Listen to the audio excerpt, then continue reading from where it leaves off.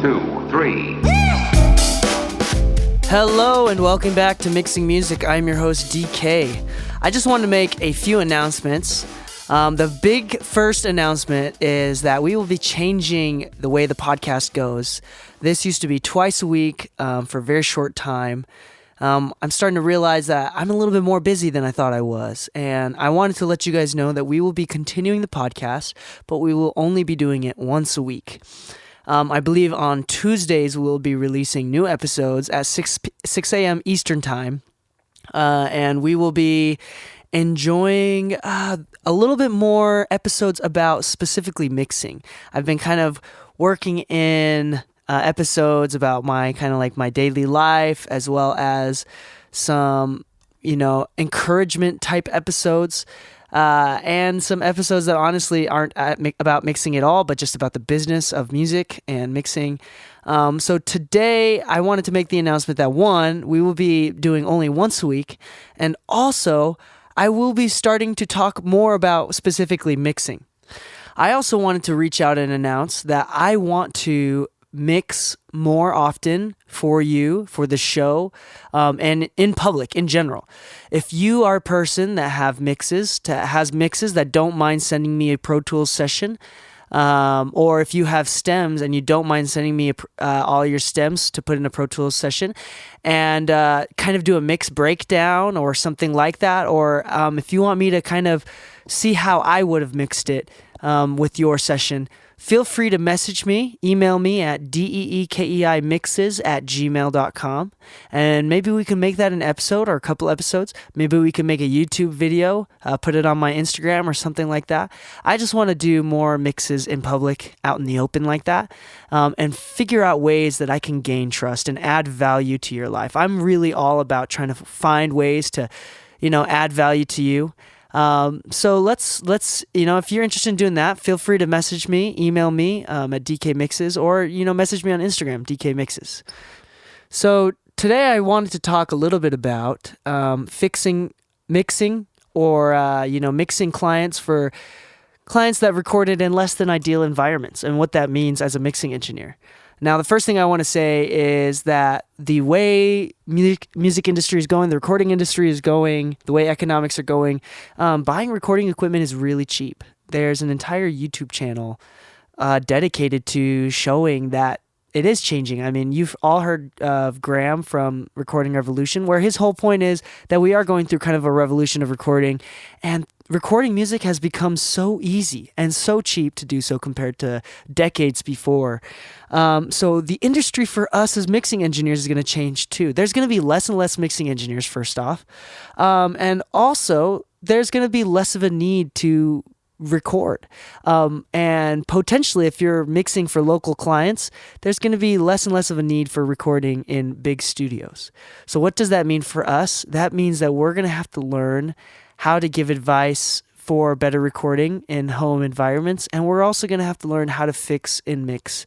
I hate to say that. I really don't think fixing while mixing is good at all, but we're going to have to deal with it. A lot of us are going to have to deal with it. Some of us, if you're getting clients from labels, obviously that's not a big deal, right? But most of us are going to have to deal with fixing while mixing.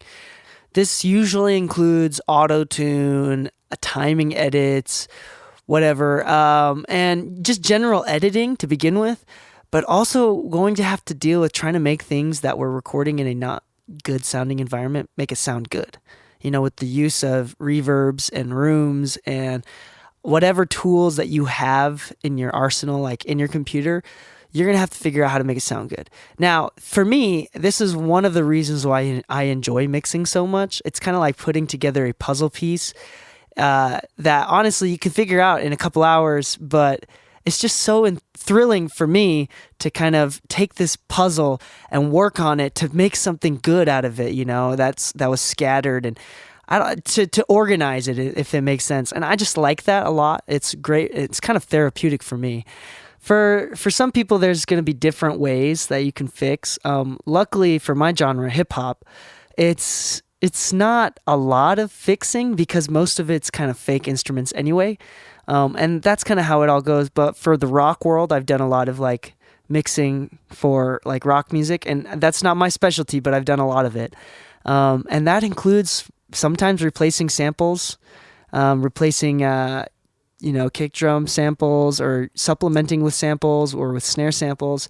And honestly, I hate to say this, and I don't recommend doing this. You should avoid this if at all possible, but that might include asking your client to re-record something if it's that bad. Now, don't jump to that conclusion. That is never the right conclusion, because your client will, they'll think that you think less of them, and that's not what you want them to think. Like, you should avoid that at all costs. You should not complain. You should never complain. You should be grateful that they're paying you for this stuff. And if they're not paying you, oh my goodness, I'm so sorry. But you shouldn't complain, and you should be grateful for their projects. But at the same time, there might be a time where like this will be better for them if they just re-recorded something. And you know what? You can add value by even potentially offering, if it's something super simple, by potentially offering to re-record it for them. If it's something that you can do, in your studio, in your setup, as part of the mixing cost. I don't think that you should be doing that all the time.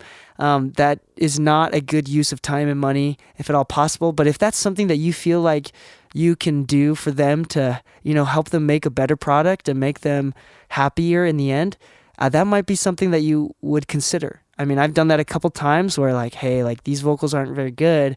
Or I know the client, like a few months ago, I had a client that came in and asked me to mix something, and I noticed that the energy and the performance of them singing and performing into the microphone wasn't as good as usual. And I was like, hey, like I talked to them and very nicely, very professionally asked them like, hey, like, why don't we just re-record here in the studio? We'll take like 20 to 30 minutes and just do a couple more passes and see if we can get a better performance, because I know you could do better. And we ended up doing that, and they ended up liking the song way more. Like, they weren't really feeling it before, and they were hung up on it, and all of a sudden the song just turned around and became one of their favorite songs, simply because I offered to re-record the vocals. And kind of I have a lot of confidence in being a hype man for clients, like getting them real hyped and getting the performance just right. So we did that, and it just turned the song around for them. And then the mix was just so awesome, and they just loved every part of it, because the fact that the part that they were hung up on, the vocals, was just totally fixed. So you might have to do stuff like that, or you might have to work with a recording studio to find deals or whatever, like work together and find like an affiliate program. I don't know. You might have to get creative with that. But to find ways to bring value to your clients and make them happy. The truth of the matter is that over time, we're going to see less and less people going to professional studios to record, and more people asking you to mix professionally from a home-based studio. Now, I know that kind of sucks, but we're going to have to deal with it over time, more and more. Hopefully, as we progress our own careers, we'll see less of it. But in general, we're going to see more of that. Even like pros who are signed to labels are doing more and more at home because it's easier, and because they can. And you'll kind of see this trend going up, I think. I think this is a good thing for our business, because people are going to appreciate the mixing aspect of it a little bit more. And we're going to find more opportunities, I think. But let me know what you think. What do you think? I want to see your thoughts, and maybe even some solutions that you have found for this. Email me at dkmixes@gmail.com, or message me on Instagram. And let me know what you think and what your thoughts are, and how you've overcome this, or how you are currently facing a problem, or how you're currently overcoming it right now. Thank you so much to everyone who has left a 5-star review and a 5-star rating. Everyone who has done that, I'm so very grateful for you. It is just absolutely incredible that those ratings, those reviews, that I could see the support, I could see the love, and showing that I am helping people. I just totally love to be able to help people, and honestly, a free way for you. You can absorb this content, my information, for free. The incredible thing about the internet now is that you can find so much information, and I'm so glad that I can just kind of cater it for you, and I love that you're appreciating it. Feel free to, if you have not already, feel free to leave a 5-star rating or review.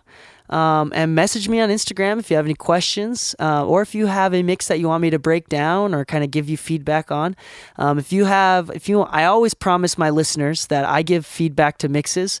Just send me an MP3 of your mix to dkmixes@gmail.com, and I will get back to you as soon as possible. I've had 2 or 3 people send me mixes in already, and they've appreciated some of my advice and feedback, and they've sounded really, really awesome. I'm so glad that I've been able to be here to be of support and be of help, and I love to do that. So don't be shy to send stuff my way.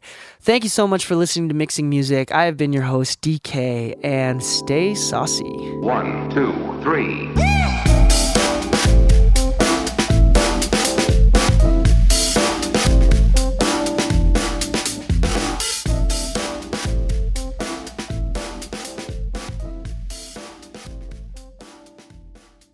This episode of Mixing Music with Dee Kei has been brought to you by LaunchPod Media. If you want to start a podcast, make sure to start it right with LaunchPod Media.